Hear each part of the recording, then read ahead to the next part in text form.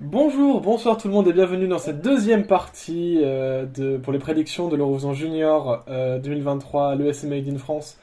Je vous rappelle les règles, si vous n'avez pas entendu la première partie, c'est une faute grave mais on vous le pardonne.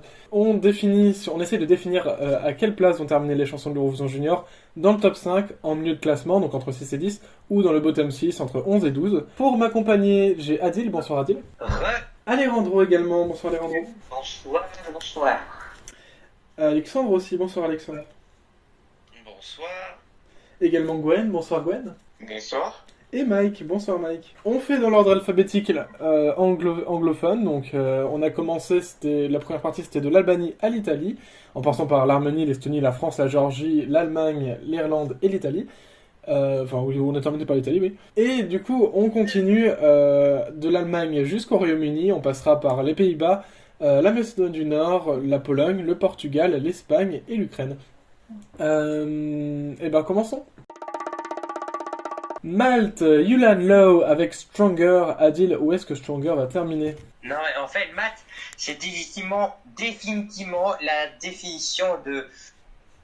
On n'a même pas une personnalité tellement on essaie de copier les gros succès qui ont fait les années passées du junior à même de l'adulte, parce que Matt, c'est typiquement un pigeon frénie, mais là, non. Non, en fait, l'arnaque est vraiment présent parce que c'est forcé, point. Bon ben, je pense vraiment, Yolan, ça va être le bottom 1. Et c'est pas parce que je dis ça que ça va être, c'est ma dernière place, mais ça risque de finir en dernière position, malheureusement. Alejandro. Malte, t'as fait quelque chose? Tu sois aussi violent, Adil? C'est la fiscalité, ça le rend vraiment... Il avait de la haine à déverser, je crois, le pauvre. Non, pour Malte, je vais réitérer ce que j'ai dit pour l'Italie en première partie. C'est absolument pas mémorable. Et ça va se perdre dans les bas-fonds, surtout si elle a un running order qui l'avantage pas. Donc, bottom 6 assuré pour moi. Alexandre. Je me souviens, lors de ma première réaction, j'avais dit directement ça gagne. Bon, je l'ai écouté 2-3 fois après et je sais pas pourquoi j'ai dit ça au début. Voilà, tout le monde se trompe. Mais c'est vrai qu'elle a quand même un potentiel avec les jurys. Faut l'avouer, cette chanson, mais sinon, ça risque d'être un cas, un peu comme en 2018 où ils ont obtenu beaucoup de points avec le jury, on ne sait pas trop pourquoi, et où ils floppent un peu au télévote. Là, je pense que ça va beaucoup flopper. Donc facile, bottom 6. Gwen. Je vais sans surprise rejoindre l'avis de tout le monde. Il n'y a pas de mood de cette chanson, elle n'est pas originale, elle n'est pas authentique. C'est trop surfait, surfabriqué. On voit vraiment que ce sont les Suédois qui ont fait ça. J'avoue personnellement, Malte mériterait bien un petit bottom 6, et puis j'espère que ça leur secouera un petit peu les puces de revoir leur système de choix pour l'année prochaine. Même si Yulan Low était vraiment, je dirais, la personne à qui la chanteuse auquel j'en entendais le plus, parce qu'elle avait quand même un passif sur les sélections nationales maltaises. Vraiment, je dirais même c'est du gros gâchis maltais. Tant pis pour eux, bottom 6 et puis voilà. Mike. Je peux comprendre les arguments. Je peux comprendre les arguments du fait que c'est pas très original, que c'est très formaté, etc. Ça ne m'étonnerait pas que le pronostic soit vrai. Cependant, je trouve que la chanson est un appât à le jury et je pense que les jurys vont mordre l'hameçon. Yulan Low, elle a quand même une voix pas vraiment particulière, elle est vraiment douée et la chanson elle est faite pour qu'elle déploie sa voix au mieux. Et du coup, je pense que ça va fonctionner pour le jury. Et je pense que Malte, ça va être genre très bien placé quand ça va être le jury et tout, on va être là genre qu'est-ce qui se passe. Puis finalement, ça va se faire dépasser au fur et à mesure, par tout le monde, au fur et à mesure du vote du public, parce qu'eux, ils auront eu 3 points. Un peu comme Slimane à Malmö l'an prochain. Je dis ça comme ça. Non. Je dis ça comme ça. On verra l'an des points. On verra. Eh, Oh, fais c'est gaffe Là, tu t'es en Déjà, terrain on glissant, flop. là, Mike. Ça- ça tape Je lève les mains, on en parlera à l'épisode. Et bah, du coup, à part Mike qui la met dans le milieu de classement, je suis d'accord avec le reste de l'équipe. Du coup, je pense que malheureusement, Malte, là, c'était pas fou. C'était pas dingue. Malheureusement pour Stronger. C'est vrai que j'ai l'impression que tout le monde s'est un peu emporté la première écoute. Mais finalement, on s'est peut-être un peu rendu compte que Malte, c'était pas. Même en fait, sur ce que Mike disait, en fait, même si elle a un bon score au jury, je pense pas qu'elle aura un énorme score au jury non plus. Et que ça lui Ah non, moi non plus, je évitera. pense pas. À la limite, Mais ça va te merder. à la limite, une 11e place, tu vois. Mais pour moi, je vais pas plus haut, quoi, malheureusement, Malte, cette année. Moi, Matt, elle est toujours bien classée dans mon classement perso. Moi, je Bien. l'aime toujours bien. Bien qu'il ait des sonorités intéressantes quand même dans cette chanson à relever. Il y a un petit côté de Jay-Z parfois qui est assez cool, mais voilà. Les Pays-Bas, Sepp et Yasmine avec Holding On To You. Adil, où est-ce que ça va terminer? C'est pas vraiment l'exemple typique que les Pays-Bas prennent le concours au sérieux. Mais sérieux, c'est efficace. Bon, ça paraît peut-être trop industriel ou trop daté parce que c'est quand même la bonne dance des débuts des années 2010. Et ce drop, mon Dieu, c'est efficace. Il y a pas 36 000 solutions, c'est top 5, quoi. Alejandro? Je suis assez d'accord avec Adil, je le rejoins là-dessus. Je pense que ça va faire un peu comme Force en 2017. Je pense que voilà, je pense que le public va assez bien aimer et qu'ils vont pouvoir se coller dans le top 5 sans aucun problème. Alexandre? Pareil, c'est très efficace, ça se démarque bien, que ça devrait au moins faire un top 10, mais top 5 probable. Gwen? Pour moi, je l'avais dit dès le début, de toute façon, c'est la chanson, je dirais, voilà, qui est assez moderne, assez fraîche, même qui peut être faite pour le junior aussi, hein, qui est vraiment dans l'air du temps, qui est même indémodable. Je pense que sans hésiter, c'est un top 5 net et France en bavure. Voire même si la France ne gagne pas, ce sera celle-ci qui va gagner. Je vois vraiment pas d'autres chansons gagner à leur place. Hein. Mike? Je pense qu'on est d'accord là-dessus. Les Pays-Bas, ils ont la niaque. Et ça serait très cool pour eux qu'ils aient encore un bon résultat. Bah, après le petit flop de l'an dernier, petit flop. D'autant plus que voilà, on a vu leur live, etc. Ça se débrouille très bien. Yasmine, ils sont très bien. Le drop, il est très efficace en live, contrairement à certains. Le Royaume-Uni, bonjour. Maintenant, est-ce que c'est pas candidat pour la gagne? Eh ben, j'irai au-delà de ça, c'est mon prono pour la gagne en fait. Pour moi, les Pays-Bas vont gagner l'Eurovision Junior. Ah, Pour moi, c'est très serré. En fait, c'est très serré avec mon top 3. J'ai beaucoup hésité. Bon, pendant longtemps, j'ai mis la France en top 1. Finalement, je me suis dit, il y a moyen que le public qui croque ça à pleines dents et c'est super. Vraiment, je pense que ça va se passer comme ça. Les Pays-Bas le mériteraient en plus. C'est pas cool qu'on retourne à Rotterdam pour le junior aussi ou à Amsterdam, on sait pas où ils font comme gueule. Mais en l'état, ça c'est mon pronostic. J'avais dit les Pays-Bas l'an dernier aussi, les Pays-Bas puis la France, mais ouais. Pour moi, les Pays-Bas, du coup, je suis d'accord avec le reste de l'équipe. Alors, je les vois pas peut-être en gagnant, mais pour moi, c'est très efficace. Ça ira en top 5. Je pense qu'il n'y a pas d'hésitation par rapport à ça. Même si ça peut paraître un peu daté, même si le drop est moderne, mais le moderne des années 2010, je pense que ça peut quand même marquer à peu près tout le monde et ça peut mettre un peu tout le monde d'accord. Donc, ouais, une bonne place, peut-être même un podium pour les Pays-Bas. La Macédoine du Nord, Kazimi Kazimikoy avec Tamara Grujeska. Adil, où est-ce que ça terminera? Vous voyez vraiment tous les fans qui overrate un peu cette chanson, même si j'aime bien. Ben, je crois on risque d'avoir un peu une petite fausse surprise comme Green Forces en 2021. C'était méga épais, on sait où ça finit, vu que la presta était pas vraiment à la hauteur des espérances. Ben, je dirais que ça va finir entre 6 et 10, ça va finir à deuxième. Hein. Et encore, si le jury et le public est présent pour top 5, mais malheureusement, je crois pas que ça va faire mieux que 9ème. Ça sera entre 6 et 10. Alejandro? Alors, la Macédoine, autant au jury, pas trop de doute, on va dire. Autant au public, je sais pas. J'ai peur que ce soit un peu le fan fail de cette édition. Donc, soit ça plaît, soit ça plaît pas, pardon. Mais pour le beau jeu, j'ai quand même envie de dire un top 5 parce que honnêtement, ça mériterait. Alexandre? Honnêtement, cette chanson, alors, je la déteste pas, mais franchement, je suis très étonné que les gens la mettent première carrément sur le Discord. Pour moi, ça va clairement pas gagner, ça va même pas faire top 5. Ça peut peut-être se glisser dans un top 10, mais pour moi, franchement, ça va pas du tout faire le résultat que les fans lui attribuent déjà, hein. Non, non, non. Peut-être que je me trompe, encore une fois, ça serait pas la première fois, mais franchement, je le vois pas. Je le vois pas du tout. Donc moi je dirais comme ça, allez, peut-être une 10e ou 11e place, mais pas plus. Plutôt, je pose plutôt 10ème place, enfin milieu de classement, parce que t'as déjà 6 personnes dans le bottom 6. Ah oui, bah dans ce cas-là, oui. Gwen? Je suis assez d'accord, on va dire. Enfin, surtout déjà avec Alexandre. Si lui, il voit pas, moi, je vois encore moins que lui. J'ai du mal on va dire, à supporter cette chanson.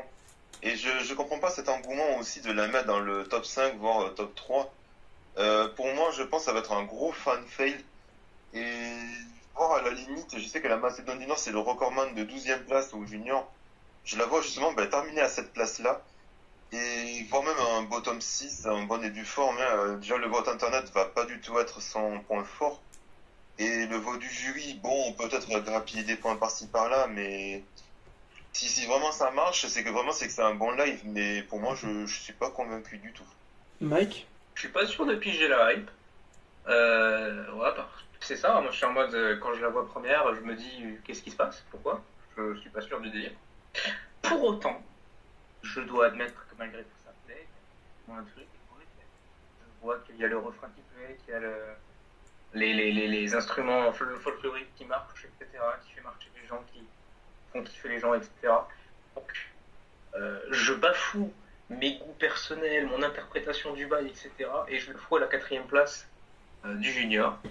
C'est un style qui peut beaucoup plaire, qui peut se démarquer facilement. Et Tamara Gorievska chante très bien.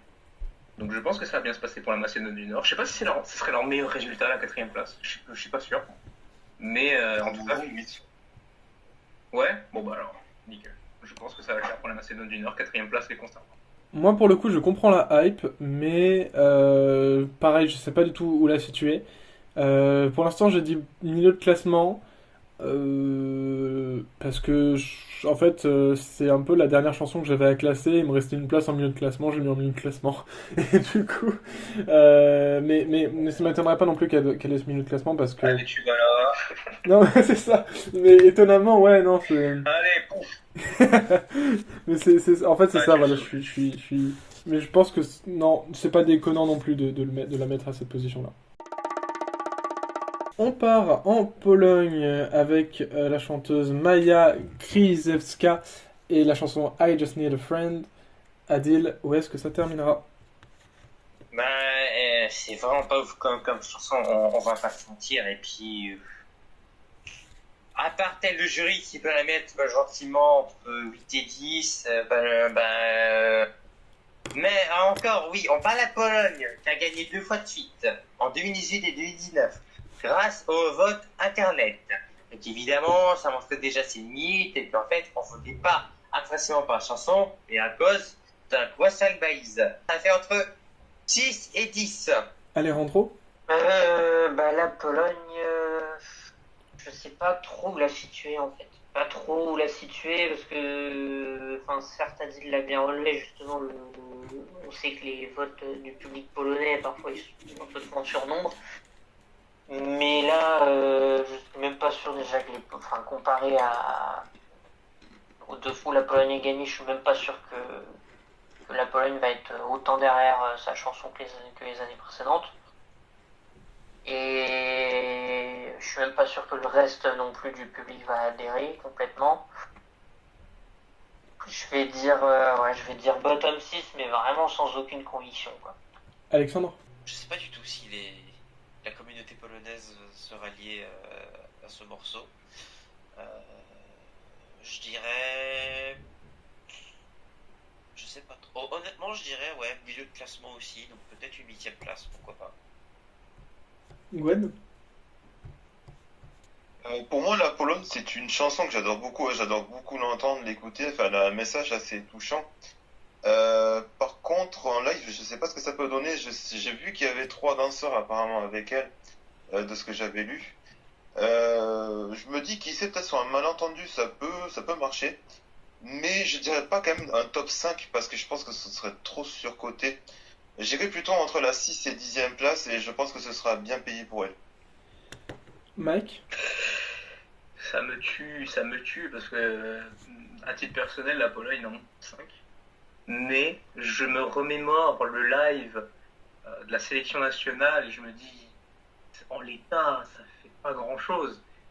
Alors ok, il y a eu un revamp, etc. Mais même en soi, j'ai très peu confiance sur le live de la Pologne. Donc, je vais les mettre dans le bottom. C'est terrible, je les mets 13e.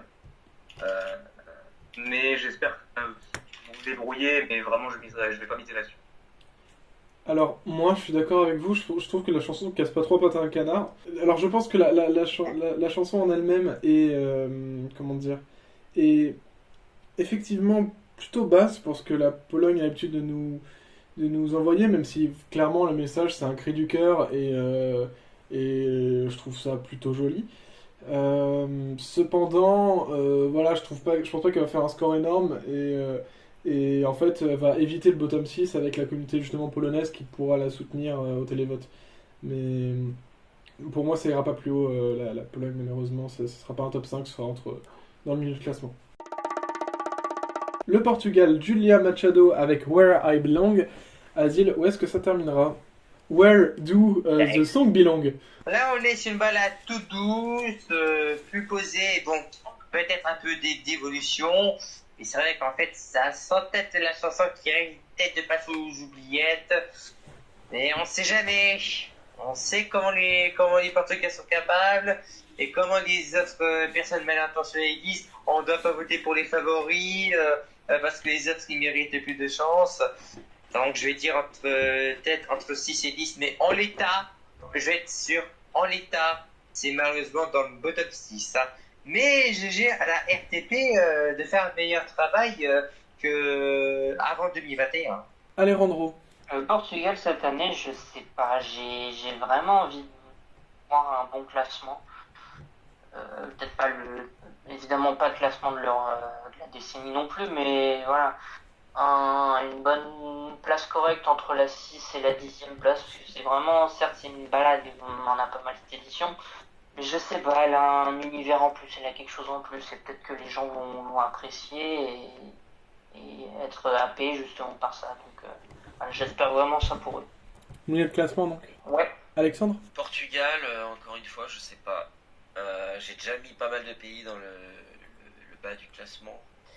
Mais c'est vrai que Portugal, d'un côté, c'est très beau, c'est très bien fait, c'est très bien produit. Sans doute leur meilleur.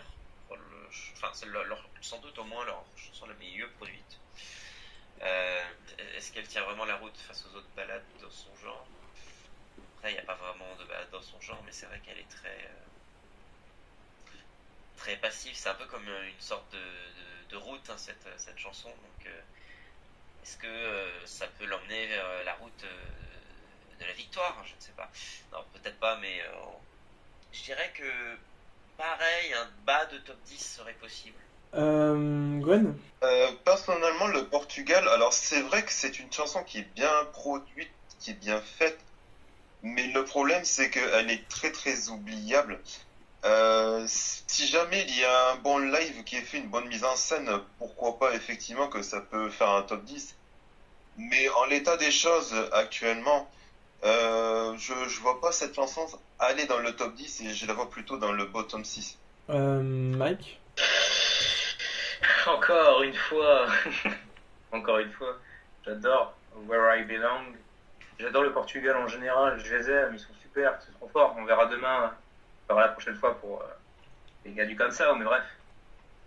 Et ça va être la même situation pour moi que la Pologne. Malgré tout, je pense que ça va pas se démarquer des masses. Alors en soi, il y a des idées de mise en scène qui peuvent se faire, que tu peux trouver là comme ça. Tu peux faire même dans le même délire que le clip, Mais en l'état, je pense que ça va mal se passer les concernant. Donc je vais les mettre en bottom 6. Mais pareil que la Pologne, j'espère que je me trompe. Et personnellement, je vais les mettre en milieu de classement. Entre 6 et 10. Déjà, alors faut savoir que j'aime beaucoup la chanson Where I Belong. Je trouve que c'est une chanson qui est magnifique. Avec des paroles qui, ma foi, c'est la première fois que je vois une chanson du Portugal qui parle autant de saudade sans utiliser le mot saudade. Et le saudade, du coup, qui est ce sentiment dont on n'a pas de traduction en France, qui est d'être nostalgique, d'être de chez soi, d'avoir le mal du pays en quelque sorte. En tout cas, ouais, milieu de classement pour moi, parce que je trouve qu'il y a il y a une très belle scène enfin, je trouve qu'il y a une très belle mise en scène qui peut se créer. Donc, à voir ce que ça donnera à Nice, du coup. L'Espagne, Sandra Valero avec Love You. I love you, mon amour, je t'aime, ti amo, et moi, voilà. Adil, qu'est-ce que tu en penses? Où est-ce que ça termine? Et en vrai, j'ai l'impression qu'il nous copie un petit peu pour la recette du junior. C'est entêtant, accrocheur, il y a quand même touche portugaise, italien, espagnol, français et anglais. Avec ça, et avec la commune espagnole en feu, c'est encore une fois un top 5. Alexandre. Honnêtement, ça peut faire un bon résultat. C'est une chanson qui fait très junior, très enfantine, avec un message international. Donc c'est le moment, c'est le bon moment. Et ouais, donc franchement, ça peut faire un top 5, je sais pas, mais en tout cas, ça fait un top 10, je pense. Gwen. Je suis assez d'accord avec Alexandre, effectivement, Sandra Valero, Love You, c'est une chanson qui est très Eurovision Junior, qui est assez enfantine, et je rajouterais même qu'elle est assez solaire, la chanteuse. Elle rayonne, elle bouge, enfin, je veux dire, sur scène, ça va être assez identique que sur le clip. Et je dirais que oui, effectivement, les europhones espagnols vont voter à fond pour elle, et je n'en serais pas du tout étonné. Je dirais même qu'elle sera première ou deuxième du vote d'internet, ou j'exagère peut-être, elle est troisième. Par contre, jury, je sais pas ce que ça peut donner, mais je me dis que, qui sait, par un malentendu, les jurys peuvent apprécier la chanson et trouver que ça fait très Horizon Junior, donc ce qui peut finir, bon, pas la victoire, mais un top 5. Pour moi, c'est plutôt top 5. Ok. Mike. J'avais dit que la France était un candidat pour la gagne. J'avais dit que les Pays-Bas était un candidat pour la gagne. Et j'avais dit qu'il y avait un troisième pays qui était candidat pour la gagne. Le voici. Alors pour moi, l'Espagne, ça peut le tenter. Ça peut grave le tenter, parce que comme on a dit, c'est vraiment très Eurovision Junior. Ça colle vraiment au délire. Et ils ont vraiment embrassé le délire, et je suis vraiment content qu'ils l'aient fait, parce que c'est vraiment entraînant, enfantin, joyeux, enfin on est bien, quoi. Vraiment, moi perso, je kiffe Love You. C'est mon top 1, c'est mon top 1 personnel, donc il n'y a pas de problème, moi je suis très content. Et ouais, en plus il y a plein d'idées de mise en scène, vraiment il y a du potentiel de fou. Et oui, les Espagnols ils sont énervés, ils sont enculés, ils sont là, comment ça vous n'avez pas voté pour Blanca Paloma? Bah ok, on va bourrer les votes, on va bourrer les urnes, ils sont énervés. Ils sont en quête de revanche. Donc oui, ils vont voter de fou, ils vont voter pour elle, donc je pense que là-dessus ça va bien se passer. Et vu que Sandra Valero se chante très très bien, je pense aussi qu'au niveau jury elle peut très bien se débrouiller. Donc à titre personnel, je la mets top 1, je la mets dans le podium, et c'est tout ce que je souhaite à l'Espagne, ils sont trop forts, hein. Même s'ils ont une fanbase toxique, ça n'empêche qu'ils font un très bon boulot chaque année. Alors personnellement, je pense le top 5, clairement. Alors j'aime pas la chanson, je suis pas un grand fan de Love You, mais je pense que la chanson est, ma foi, très efficace et très junior. Donc ça m'étonnerait pas, c'est entêtant, ça reste en tête, tout simplement. Donc je pense que, ouais, non, c'est un top 5 net et sans bavure. On part en Ukraine, Anastasia Dimid avec Vitka. Adil, où est-ce que ça terminera? Avant, je trouvais ça, c'était pas très bon. Mais quand j'ai écouté chez la de Hackel, le Vika, putain, j'ai envie d'écouter et ça reste dans la tête, hein. Et là, tu dis, oui, ça va pas gagner, mais bon, je vais prendre un risque, je vais dire ça va finir top 5, ouais, parce qu'il y aura peut-être des effets un peu de la guerre en Ukraine, quoique l'année dernière au junior avec 2022. Mais bon, en fait, je sens tellement la grosse surprise. Et allez, je vais dire, c'est elle qui gagne. Ah oui, carrément. Allez, Randro. Non, moi je vais pas être aussi aussi positif que ça, entre guillemets. Parce qu'en fait, cette chanson, pareil, j'ai un gros problème pour décider où elle va. Et c'est justement par rapport au refrain. Soit les gens aiment qu'il y a un côté répétitif, tout ça, donc ils s'ambiancent, etc. C'est pris avec bon goût et du coup ça terminera assez haut dans les classements. Soit les gens ont trouvé ça relou parce que justement c'est répétitif, ils vont être saoulés et ça va pas être voté, donc ça va finir en bas de classement. Donc je sais pas où la positionner.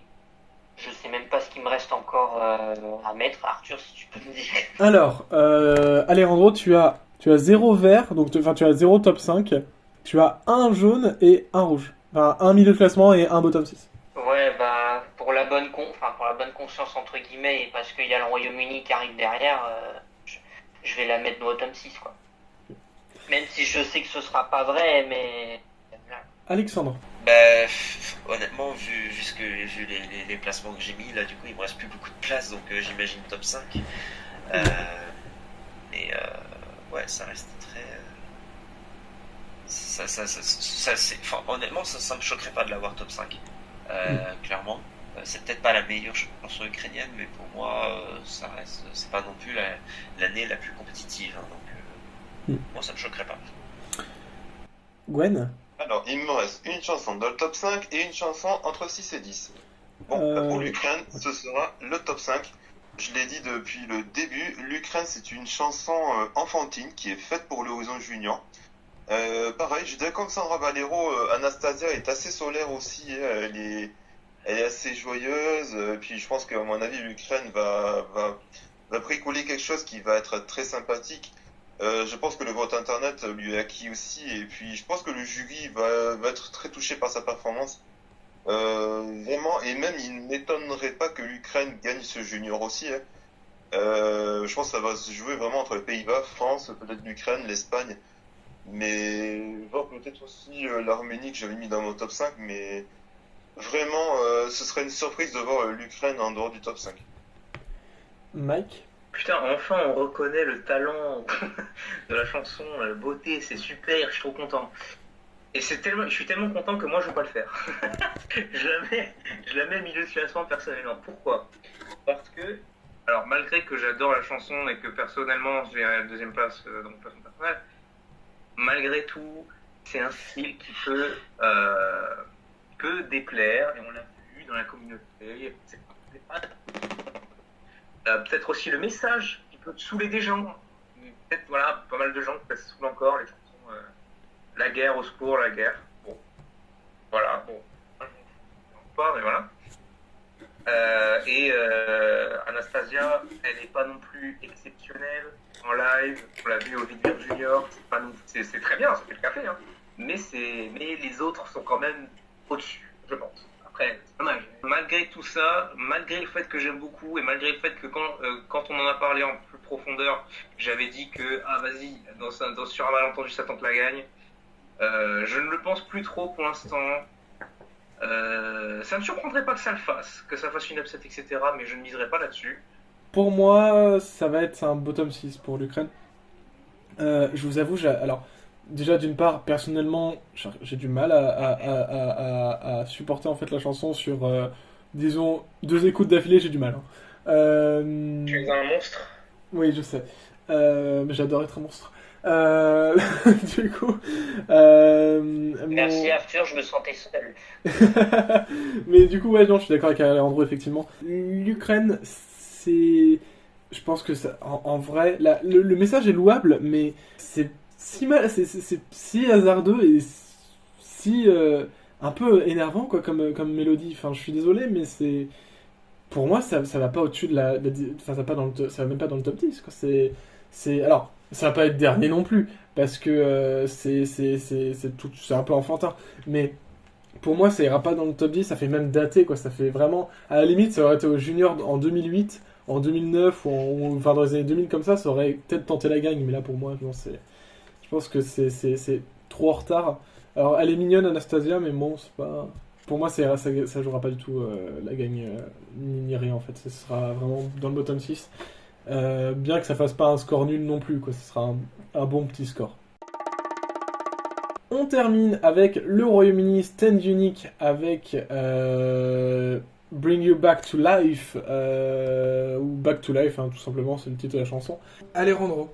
Je vais déjà commencer en disant que je retire ce que j'ai dit l'épisode qu'on a fait sur le Royaume-Uni, justement que c'est pas si horrible que ça, même si le drop, c'est le drop quoi. Je ne reviendrai pas là-dessus. Et ouais non, c'est déjà Freya, elle a fait combien? Elle a fait 4ème l'an dernier, je crois, je sais plus. J'ai complètement oublié. Bah, si elle a déjà fait 4ème, je les vois pas faire mieux. Ouais voilà, je les vois pas faire mieux, donc ouais, entre 6 et 10, mais pas plus quoi. Alexandre. Juste avant de donner mon opinion sur le Royaume-Uni, j'aimerais demander à Arthur combien d'attributions.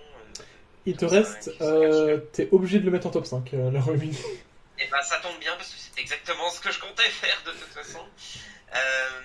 En fait, je l'avais dit au début, et je le pense toujours, pour moi c'est un candidat pour gagner en fait le Royaume-Uni, même si je pense pas, j'irai pas jusqu'à les prédire comme gagnant, mais je pense que ça peut gagner parce que c'est une chanson efficace. Si c'est bien, je pense pas que ce sera très difficile à mettre en scène, ni même à performer. Par contre, il y aura les harmonies à bien gérer. Ça, à mon avis, c'est un cas où ça va passer, ou ça va passer, ou ça va casser.